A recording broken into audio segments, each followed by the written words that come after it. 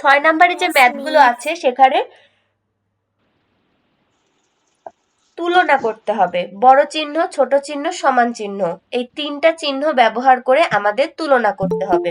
দেখো এখন আবার কে জয়েন করছে। ইস,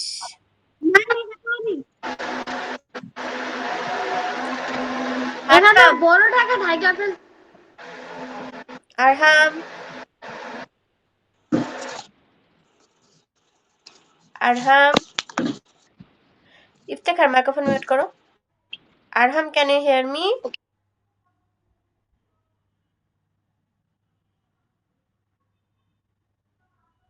আরহাম, শুনতে পাচ্ছ আমাকে? Yes ma'am. বাবা লেট কেন তোমার? ও একটু বাইরে গিয়েছিলাম বাসা থেকে, এখন আসলাম। দেরি করা যাবে না, ওকে? অর্ণব, মাইক্রোফোন মিউট করো। মিস, আমি এগুলো পারি, বড়টাকে ঢাকা ফেলতে হবে। আচ্ছা আচ্ছা, ঠিক আছে, শুনবো। এখন মাইক্রোফোনটা মিউট করো, আমি আরহামের সাথে কথা বলে নি। আরহাম, তুমি আগের দিনের ম্যাথগুলো করেছো? Yes ma'am. কই ছবি পাঠাওনি যে? আমি বাসায় করেছি। ছবি পাঠাতে হবে, আর আমি তো বললাম নোট খাতায় নোট করে ফেলতে হবে যাতে আমাদের এক্সামের টাইমে ঝামেলা না হয়, ঠিক আছে আরহাম? ওকে ম্যাম, ক্লাস শেষ হলে পাঠিয়ে দিব। ওকে, ঠিক আছে। তাহলে দেখো এখন আমরা এই যে 6 নাম্বার ম্যাথ থেকে শুরু করছি। আগের দিন তো আমাদের 5 পর্যন্ত হয়ে গেছে, আজকে আমরা 6 থেকে স্টার্ট করছি, ঠিক আছে? Yes ma'am. ওকে, দেখো আমাদের 6 নাম্বার ম্যাথটা কি বলেছে, নিচের সংখ্যাগুলো তুলনা করি। কি দিয়ে? বড়, ছোট অথবা সমান চিহ্ন বসিয়ে। কিভাবে? বড় চিহ্ন, ছোট চিহ্ন অথবা সমান চিহ্ন বসিয়ে। প্রথমে একটা আছে, একটা দেখো 1 নম্বরে যেটা আছে সেটাই বলা আছে 8, 9, 4, 3, 7। তাহলে আমরা এই ধরনের অঙ্কগুলোতে প্রথমে দেখব যে সবচেয়ে বামে কত আছে। এখানে দেখো সবচেয়ে বামে আছে 8, তাই না? এখানেও আছে 8, তাহলে দুইটা সমান। এবার আমরা পরবর্তী সংখ্যা দেখব। যদি প্রথম সংখ্যাটা মিলে যায়, সবচেয়ে বামের সংখ্যাটা যদি দুইটারই মিলে যায়, তাহলে আমরা তারপরের সংখ্যা দেখব। তারপরে এখানে কত আছে দেখো, 9, আর এখানে কত আছে, 7। ওকে, তাহলে 9 বড় না 7 বড়? 9 বড়। তাহলে চিহ্নটা আমাদের কোন দিক হবে? এই যে এভাবে 9 এর দিকে হবে, ঠিক আছে? এরপর দেখো 2 নম্বরে কিভাবে দেওয়া আছে এখানে। আমি ওই যে বললাম ফার্স্টে আমরা সব বাম সাইডের ম্যাথ সংখ্যাটা দেখব। ফার্স্টে আছে দেখো 1, এখানেও আছে 1। তারপরে দেখো, আমি বুঝিয়ে দিচ্ছি, আগে একটু বুঝে নাও। তারপরে দেখো, সবাই কি পারবে? বুঝতে হবে না, তাই তো? সবাই পারবে নাকি? পারি, আমি পারি। আর কারো কি বুঝতে হবে নাকি সবাই পারবে? পারবো। তাহলে করে ফেলো, তাহলে করে ফেলো, তাহলে করে আমাকে ছবি পাঠিয়ে দাও দ্রুত। ওকে, বলেছে যে নিচের সবগুলো কার্ড ব্যবহার করে সংখ্যা তৈরি করি। দেখতে পাচ্ছ সবাই 7 নাম্বারটা? এই যে 7 নাম্বারটা, নিচের সবগুলো কার্ড ব্যবহার করে সংখ্যা তৈরি করি। কি বলেছে? প্রথমে বৃহত্তম সংখ্যা তৈরি করতে বলেছে। বৃহত্তম সংখ্যা আমরা কিভাবে তৈরি করব? সবচেয়ে বড় যেটা সেটা আগে লিখবো। সবচেয়ে বড় 8, তারপরে 6, তারপরে কত, 5, তারপরে 3, তারপরে 2, তারপরে 0। ওকে, ডান।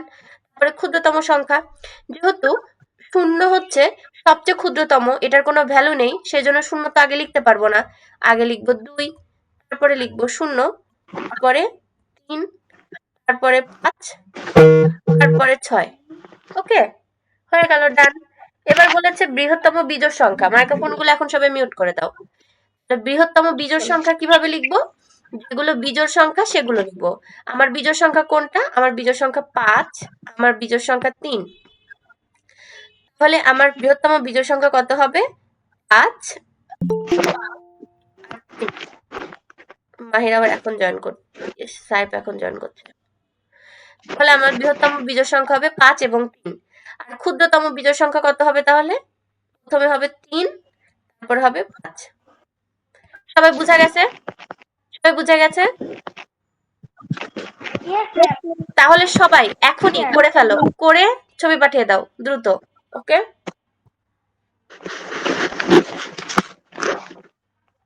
মাইক্রোফোনগুলো মিউট করে দাও সবাই। ম্যাম এটা কত নম্বর পেজ? এটা আমাদের পরের পেজ, যে পেজ কালকে করেছি তার পরের পেজ। সবাই তোকে বলো তো এটা কত নাম্বার পেজ? এটা হচ্ছে 22 নম্বর পেজ। 22 নাম্বার পেজের 7 নাম্বারটা সবাইকে করতে দিয়েছি। সাহেব, তুমিও দ্রুত করে ফেলো। মিস 7 নাম্বারের ম্যাম 7 নাম্বারের নিচে 3-4 আমার একটু কঠিন লাগে, পারতেছি না। আচ্ছা, এখানে বলেছে বাবা বৃহত্তম বিজোড় সংখ্যা। তাহলে দেখো তো এই যে কার্ডগুলো আছে না অর্ণব, এর মধ্যে বিজোড় সংখ্যা কোনটা কোনটা?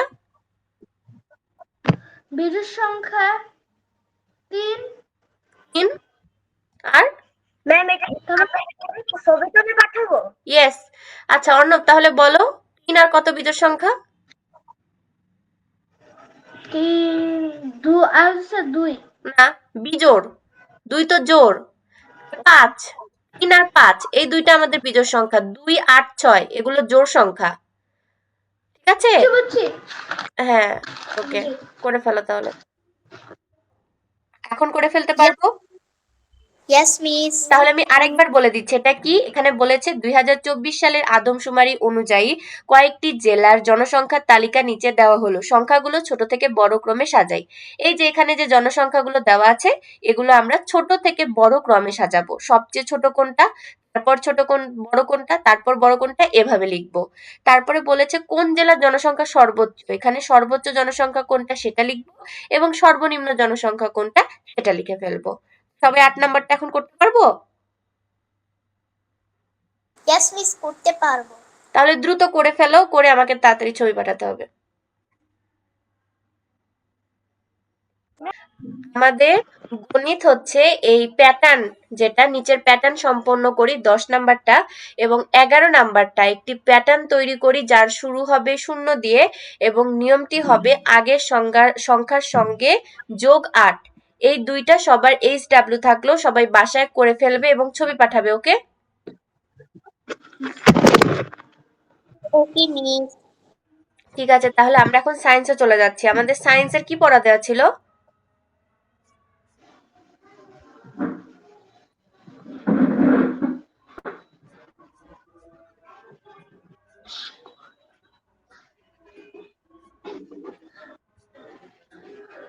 সায়েন্স আমরা প্রথম চ্যাপ্টার শেষ করেছি, তাই না?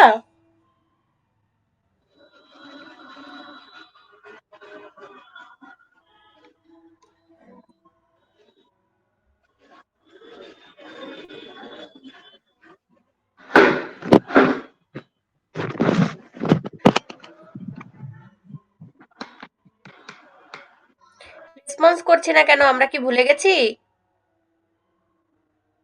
কোনটা ম্যাম? বললাম যে আমরা সায়েন্স কি পড়েছিলাম। এই যে অনুশীলনীর হচ্ছে সংক্ষিপ্ত প্রশ্ন। পড়া দেওয়া ছিল? এর আগে হ্যাঁ পড়া দেওয়া ছিল। ম্যাম ঠিক আছে, তাহলে আমাকে আজকে লিখে দিতে হবে অ্যান্সার।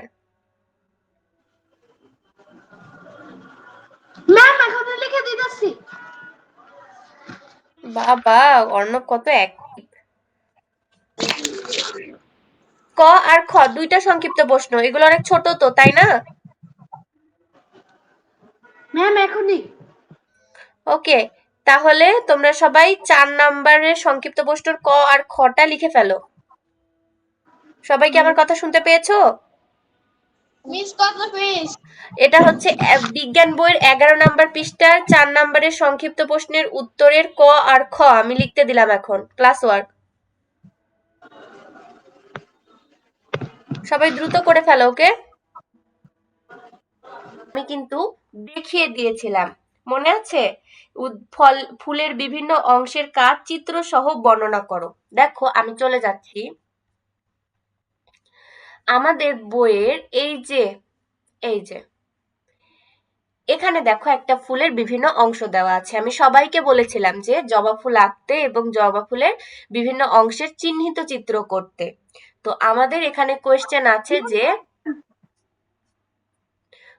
আছে যে ফুলের বিভিন্ন অংশের কাজ চিত্র সহ বর্ণনা করো। তাহলে আমাদের এই কোয়েশ্চেনের অ্যান্সারে প্রথমে কি করতে হবে, এই ফুলটা আঁকতে হবে, এর বিভিন্ন অংশ আমাদের চিহ্নিত করতে হবে এবং তারপরে বিভিন্ন অংশের কাজ বর্ণনা করতে হবে।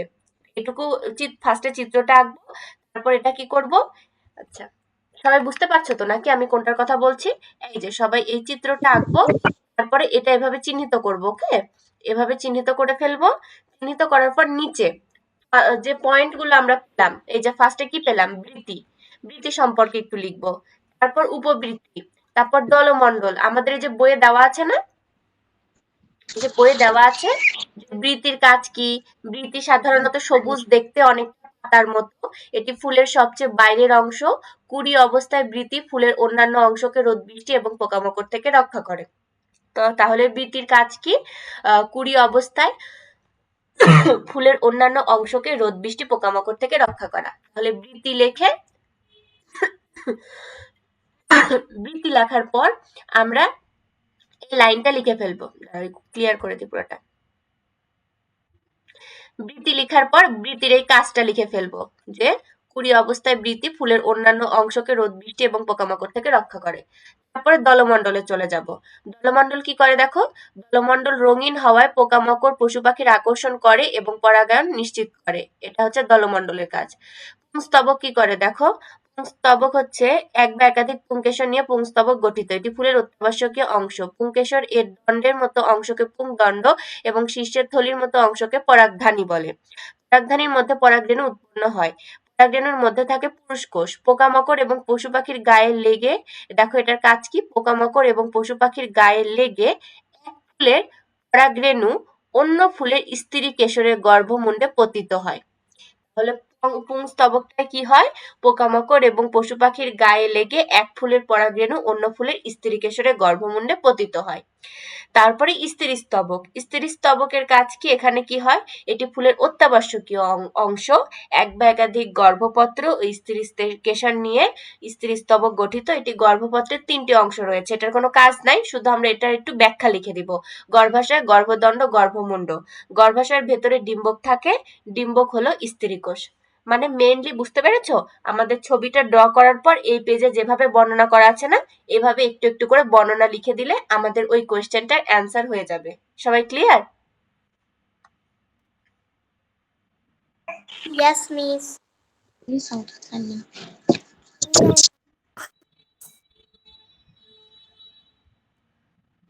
মিস, ইয়েস আমাকে সাইন দেন নাই তো। বাবা, তুমি পাঠিয়েছো হয়তো বা, মানে সবাই একসাথে পাঠাচ্ছ তো উল্টাপাল্টা হয়ে গেছে। দিয়ে দিবনি, তোমার ছবিটা আরেকবার পাঠাও।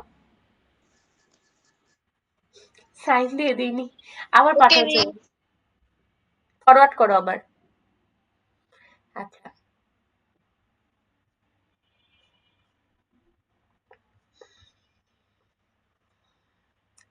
তারপরে বলেছে খ নাম্বারে, বাড়ির পাশের আম গাছ ও তোমার নিজের পোষা বিড়ালটির জীবনচক্র কোথায় কোথায় মিল আছে চিত্র সহ ব্যাখ্যা করো। বাড়ির পাশের আম গাছ এবং তোমার নিজের পোষা বিড়ালটির জীবনচক্রের কোথায় কোথায় মিল আছে চিত্র সহ ব্যাখ্যা করো।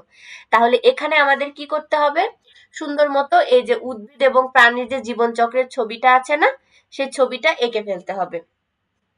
আম গাছের ক্ষেত্রে আমরা এই যে উদ্ভিদের এই চিত্রটা হুবহু দিয়ে দিতে পারবো, এই চিত্রটা হুবহু দিয়ে দিতে পারবো, কিন্তু যেটা হচ্ছে আছে আমাদের হচ্ছে পোষা বিড়ালের জীবনচক্র, সেটা একটু অন্যরকম হবে।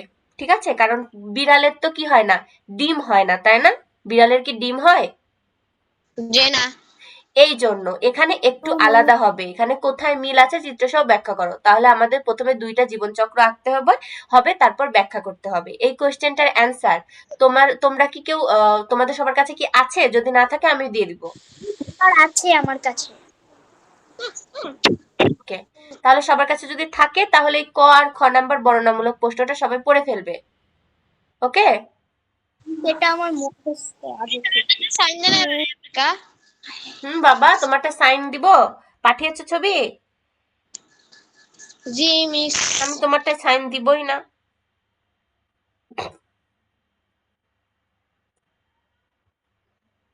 হাতে লেখা সুন্দর করতে হবে, ওকে? ওকে মিস। ওকে, আচ্ছা, এখন আমি কি পরের চ্যাপ্টার আজকে শুরু করে দিব? দ্বিতীয় অধ্যায় শুরু করে দিই নাকি? শুরু করে দেন। ওকে, তাহলে দ্বিতীয় অধ্যায় আমাদের নাম কি? স্বাস্থ্য সুরক্ষা। আমাদের দ্বিতীয় অধ্যায়ের নাম কি? স্বাস্থ্য সুরক্ষা।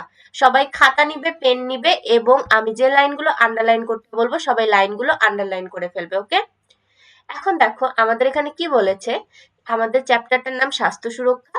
এখানে বলেছে বিশ্ব স্বাস্থ্য সংস্থার সংজ্ঞা অনুযায়ী সুস্বাস্থ্য বলতে শুধু অসুখ না থাকাকে বোঝায় না, বরং একই সঙ্গে শরীর, মন ও সামাজিক দিক থেকে ভালো থাকাকে বোঝায়। তাহলে যদি বলে সুস্বাস্থ্য বলতে কি বোঝো? 1 নাম্বার কোয়েশ্চেন, সবাই লিখো, সুস্বাস্থ্য বলতে কি বোঝো? সুস্বাস্থ্য বলতে কি বোঝো?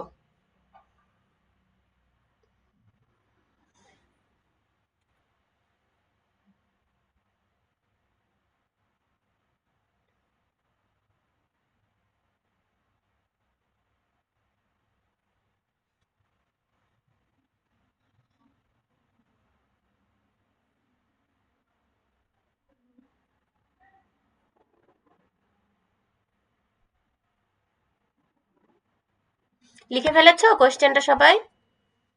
ডান মিস। ওকে, তাহলে সুস্বাস্থ্য বলতে কি বোঝো যদি কোয়েশ্চেন আসে আমরা কি লিখবো?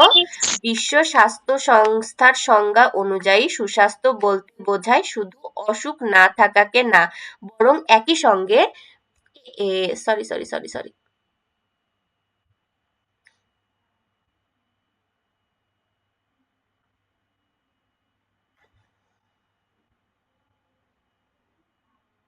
হুম, বিশ্ব স্বাস্থ্য সংস্থার সংজ্ঞা অনুযায়ী সুস্বাস্থ্য বলতে অসুখ না থাকাকে বোঝায় না, বরং একই সঙ্গে শরীর, মন ও সামাজিক দিক থেকে ভালো থাকাকে বোঝায়। বরং কি বোঝায়? একই সঙ্গে শরীর, মন ও সামাজিক দিক থেকে ভালো থাকাকে বোঝায়। কিছু আমাদেরকে শারীরিক, মানসিক বা সামাজিকভাবে সমস্যায় ফেলে। কিছু আমাদেরকে কি করে? শারীরিক, মানসিক বা সামাজিকভাবে সমস্যায় ফেলে এবং স্বাভাবিক জীবনযাপনে বিঘ্ন ঘটায় তার রোগ। আচ্ছা, তাহলে রোগ কাকে বলে? যা কিছু আমাদেরকে শারীরিক, মানসিক বা সামাজিক সমস্যায় ফেলে এবং জীবনযাপনে বিঘ্ন ঘটায় তার রোগ। তাহলে লিখো, রোগ কি? ওকে। যা কিছু আমাদেরকে শারীরিক, মানসিক বা সামাজিক সমস্যায় ফেলে বা ফেলে স্বাভাবিক জীবনযাপনে বিঘ্ন ঘটায় তাকে তা রোগ। হ্যাঁ, তাহলে 2টা কোয়েশ্চেন সবাই লিখে ফেলেছো খাতায়? একটা কোয়েশ্চেন কি বললাম, যে হচ্ছে সুস্বাস্থ্য বলতে কি বোঝো, আর 2 নাম্বার হচ্ছে রোগ কি। ওকে, সবাই কি ক্লিয়ার? খালি কোয়েশ্চেন লিখবে, উত্তর লেখার প্রয়োজন নেই। এগুলো হোমওয়ার্ক থাকবে, এগুলো ছোট প্রশ্নগুলো পড়ে ফেলবে। আমরা যাতে রোগে না ভুগি এবং সুস্বাস্থ্য বজায় রাখতে পারি সেজন্য কিছু নিয়ম মেনে চলা উচিত। এই অধ্যায়ে আমরা শারীরিক স্বাস্থ্য নিয়ে আলোচনা করব। এই অধ্যায়ে আমরা কি নিয়ে আলোচনা করব? শারীরিক স্বাস্থ্য নিয়ে আলোচনা করব। আচ্ছা, এই পর্যন্ত সবাই ক্লিয়ার? Clear miss. ওকে, তাহলে এটা আমি হচ্ছে ক্লিয়ার করে দিলাম। মিস। তারপরে দেখো এখানে যে বিভিন্ন ছবি দেওয়া আছে শারীরিক অসুস্থতার, এখানে বলেছে আমরা বিভিন্ন সময় বিভিন্ন রোগে আক্রান্ত হই। সেগুলোর কয়েকটি হলো সর্দি, কাশি, বসন্ত, চোখ ওঠা, রাত কানা, ডায়রিয়া, হৃদরোগ, ডায়াবেটিস ইত্যাদি। যে কোনো রোগী আমাদের কষ্ট দেয়। অবশ্যই আমরা অসুস্থ হলে কষ্ট পাই, সেটা যে অসুখই হোক, তাই না? আমাদের কষ্ট হয় তো, নাকি? এবার 2 নাম্বার বলেছে রোগের শ্রেণীকরণ। রোগটাকে শ্রেণীবিভাগ করা হয়েছে। আমরা যে কোনো সময় রোগাক্রান্ত হতে পারি। বিভিন্ন কারণে রোগ হতে পারে। কোনো রোগ একজন থেকে আরেকজনে হতে পারে। তাহলে রোগগুলো কি হয়? ধরো একজনের হাঁচি কাশি হয়েছে, ভাইরাল ডিজিজ হয়েছে বা ভাইরাস জনিত কোনো রোগ হয়েছে, তখন সেটা কি হবে? একজন থেকে আরেকজনে ছড়াবে, হাঁচি কাশির মাধ্যমে ছড়াবে। সাধারণত অণুজীব দ্বারা সৃষ্টি হয়। তাহলে সাধারণত অণুজীবের দ্বারা রোগ সৃষ্টি হয়। বিভিন্ন ভাইরাস, ব্যাকটেরিয়া, বিভিন্ন ধরনের জীবাণু, এগুলো দ্বারা কি হয়? রোগ সৃষ্টি হয়। আবার কোনো অঙ্গের গঠন বা কাজ করার ক্ষমতা নষ্ট হয়ে গেলেও আমরা রোগাক্রান্ত হই। কোনো অঙ্গের কি গঠন বা কাজ করার ক্ষমতা। হঠাৎ করে আমাদের পা ভেঙে গেল বা আমাদের হাড় ক্ষয় হয়ে গেল, সেক্ষেত্রে কি হয়, কাজ করার ক্ষমতা নষ্ট হয় এবং আমরা অনেক সময় রোগে আক্রান্ত হয়ে থাকি। তাহলে রোগের শ্রেণীকরণটা বুঝেছো? এক ধরনের রোগ আছে যেটা অণুজীব দ্বারা সৃষ্টি হয়, আরেক ধরনের রোগ আছে যেটা কি আমাদের কোনো অঙ্গের গঠন বা কাজের ধরনের ক্ষমতা নষ্ট হয়ে গেলে হয়। আবার আরেক ধরনের রোগ আছে যেটা একজন থেকে অন্যজনে ছড়াতে পারে। ঠিক আছে? Yes, miss. এরপর বলা হয়েছে সংক্রামক। এবার বলা হয়েছে, হ্যাঁ সাইব কিছু বলতে চাচ্ছ? সাহেব কিছু বলবে? ম্যাম আমি এমনি বললাম যে মানে এটাকে হচ্ছে সংক্রামক রোগ বলে, সংক্রামক মানে রোগে এক এখনো জায়গা থেকে আসেনি। হ্যাঁ হ্যাঁ, আচ্ছা এখন দেখবো আমরা সেটা। ওকে, সংক্রামক রোগ দেখো, কিছু কিছু রোগ একজন থেকে আরেকজনে ছড়ায়, এই যে সাহেব যেটা বললো, কিছু রোগ একজনের থেকে আরেকজনে ছড়ায়, সেগুলোকে সংক্রামক রোগ বলে। তাহলে লিখো কোয়েশ্চেন 3 নাম্বার, সংক্রামক রোগ কাকে বলে? সংক্রামক রোগ কাকে বলে? লিখো ইফতেখার, সংক্রামক রোগ কাকে বলে? সংক্রামক রোগের উদাহরণ দাও। সংক্রামক রোগ কাকে বলে? সংক্রামক রোগের উদাহরণ দাও। Miss, সংক্রামক, ওই ম্যাম দুইটা কি আলাদা আলাদা প্রশ্ন নাকি এক লাইনেই একসাথে, বলতে হবে? একসাথে লিখে ফেলো, একসাথে লিখে ফেলো। সংক্রামক রোগ কাকে বলে, সংক্রামক রোগের উদাহরণ দাও। মানে হচ্ছে ম্যাম সংক্রামক রোগ কাকে বলে উদাহরণ দাও। হ্যাঁ, সংক্রামক রোগ কাকে বলে উদাহরণ দাও।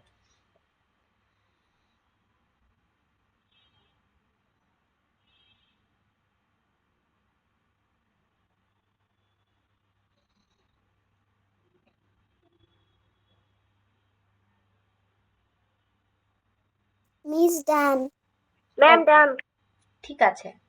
এরপর দেখো তাহলে উদাহরণ হয়ে গেল, যেমন সর্দি, চোখ ওঠা, বসন্ত, করোনা, হাম ইত্যাদি।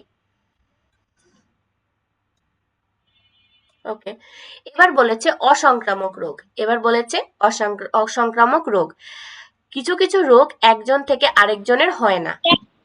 যেমন ধরো ক্যান্সার রোগ, এটা কিন্তু একজন থেকে আরেকজনের হয় না। ঠিক আছে?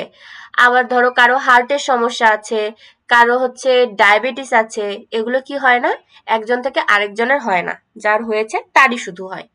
তো কিছু কিছু রোগ একজন থেকে আরেকজনের হয় না, এগুলোকে বলা হয় অসংক্রামক রোগ। সাধারণত শরীরের কোনো অঙ্গের কর্মক্ষমতা হ্রাস বা বিপাকীয় কার্যক্রম বাধা পেলে মানুষ এই ধরনের রোগে আক্রান্ত হয়, এদেরকে অসংক্রামক রোগ বলে। তাহলে অসংক্রামক রোগ কাকে বলে? এই যে এটুকু লিখতে হবে, সাধারণত শরীরের কোনো অঙ্গের কর্মক্ষমতা হ্রাস বা বিপাকীয় কার্যক্রম বাধা পেলে এই ধরনের রোগ আক্রান্ত হয়, এদেরকে বলা হয় অসংক্রামক রোগ। তারপরে এখানে উদাহরণ দেওয়া আছে, হৃদরোগ, রাতকানা, আলঝেইমার, ডায়াবেটিস, ক্যান্সার, মানসিক রোগ। আলঝেইমারটা কি আমি জানি না। ডায়াবেটিস, ক্যান্সার, হৃদরোগ, মানসিক রোগ, এগুলো হলে আমাদের সাধারণত অসংক্রামক রোগ বলা হয়। বিশ্ব স্বাস্থ্য সংস্থার সর্বশেষ শ্রেণীবিভাগ অনুযায়ী মাদকাসক্ত একটি অসংক্রামক রোগ। ওকে, এই পুরাটাই আন্ডারলাইন করে ফেলো। আর কোয়েশ্চেন লিখো, অসংক্রামক রোগ কাকে বলে উদাহরণ দাও। অসংক্রামক রোগ কাকে বলে উদাহরণ দাও। ইফতেখার তো হাসি কি, এত হাসি কেন ইফতেখারের? ম্যাম আন্ডারলাইন মুছে দিয়েন না। মুছে দিলাম যে। আচ্ছা আবার করে দিচ্ছি। লাইটের গতিতে তো লেখা যায় না ম্যাম। কেন তুমি উত্তর কেন লিখছো সাইফ? ও তো লিখতেছি না ম্যাম, আন্ডারলাইনই করতেছি। ওকে,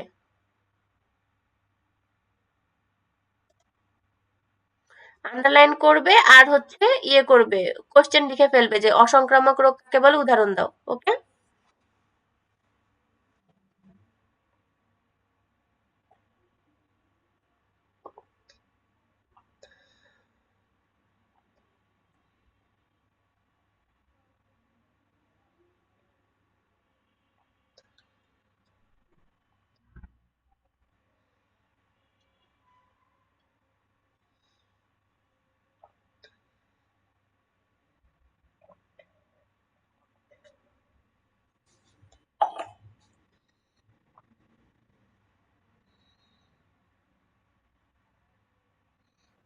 ম্যাম এটা কোনটার প্রশ্নের উত্তর? মিস ডান। এটা হচ্ছে অসংক্রামক রোগ কি, উদাহরণ দাও। ঠিক আছে, এবার মুছে দিব সাহেব। নো ম্যাম, আরেকটু।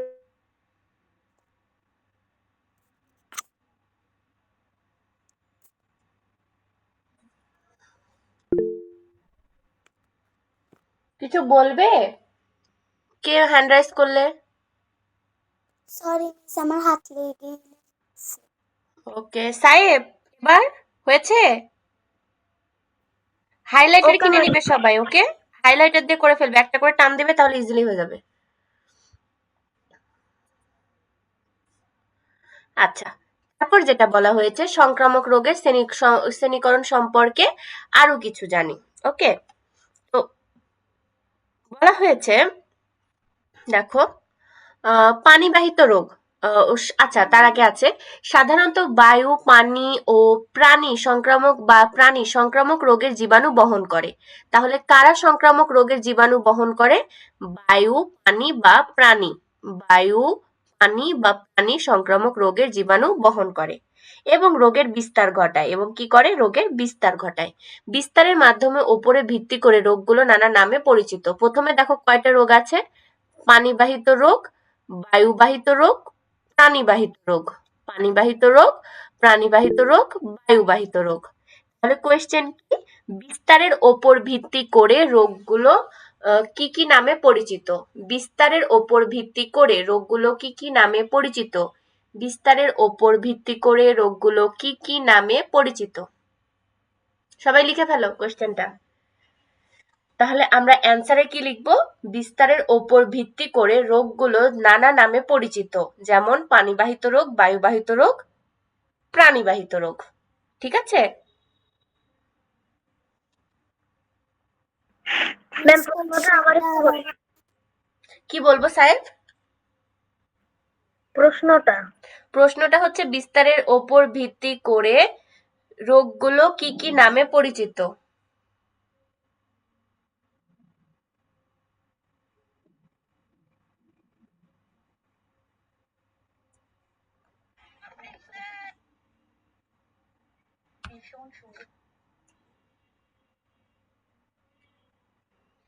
বিস্তারের ওপর ভিত্তি করে রোগগুলো কি কি নামে পরিচিত?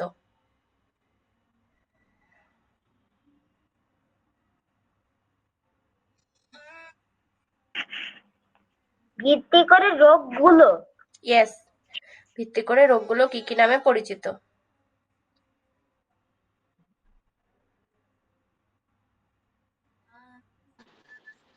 মিস ডান।